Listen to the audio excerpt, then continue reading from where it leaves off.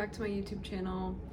I feel like every time I come on here, it's been like a super long time since I filmed, which I apologize for, but you know, I get pretty busy with work and things like that. So I wanted to take the time to kind of film this video for you guys about things that I learned throughout my training process, kind of like, I guess, to help you guys out or anything that you guys might find helpful that I have learned.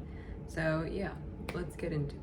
Also, I want to point these out because I went to a new nail place the other day and it was pretty expensive, but like these look super like natural kind of, and I love them. So okay, anyway, I wanted to talk about 5 things that I've learned from the beginning of my training process to now. I feel like initially when people first start working out, they kind of think like, holy shit, what do I do? Or it's like the complete opposite, like you feel like you know everything. And in my case, I kind of was like, I don't know, I just learned as I went. But so one of the first things that I really didn't know when I first started training was that like lifting heavy weights is key. And I don't mean like, you know, lift weights and hurt yourself. You have to obviously work your way up to it. But I used to just like stick with the same weights like for months and months and months, and I was like, I always was frustrated why I wasn't making any progress. And I kind of like looked at what I was eating and versus how I'm training, and my boyfriend, who helped me a lot with my fitness journey, you know, kind of said like I should up the weight. That's really gonna get you the progress. So I eventually did that. Also, progressive overload is a huge thing. So not only like sticking to weights for months and months, but like you have to get on a program where it's like you up the weight almost every week or every few weeks, depending on like your strength level. So I like do progressive overload every week with like 5 to 10 pounds. And that's how you know like you're gonna make progress and obviously put on more muscle eventually. Okay, so actually really funny, when I first started training as well, my boyfriend will tell you, I used to think like, you know, like eating the right foods and counting macros was kind of like not real life. Like I feel like that didn't really matter at the time when I first started training. I was like, oh, you know, I can eat whatever I want and I'll put on muscle and make progress. That wasn't necessarily the case. So like when me and my boyfriend first started dating and we first started going to the gym a lot, he would come over before we went to the gym and I would have Wendy's with me. Oh my god, I love Wendy's. Shout out to Wendy's. But I would always have Wendy's and he would be like, are we going to the gym? And I'd be like, yeah.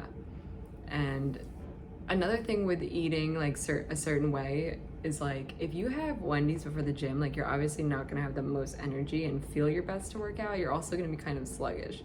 So I don't recommend doing that, but that's something I did when I first started working out.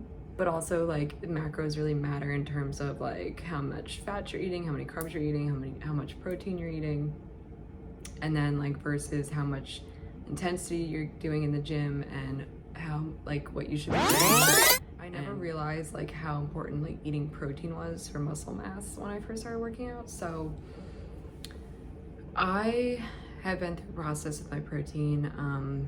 Mine's, I guess people would think relatively high, but like getting your protein in is so important. Like that's why like what you eat really matters. Like you have to eat foods that are really high in protein, like chicken, fish, anything that has a lot of protein, like protein powder.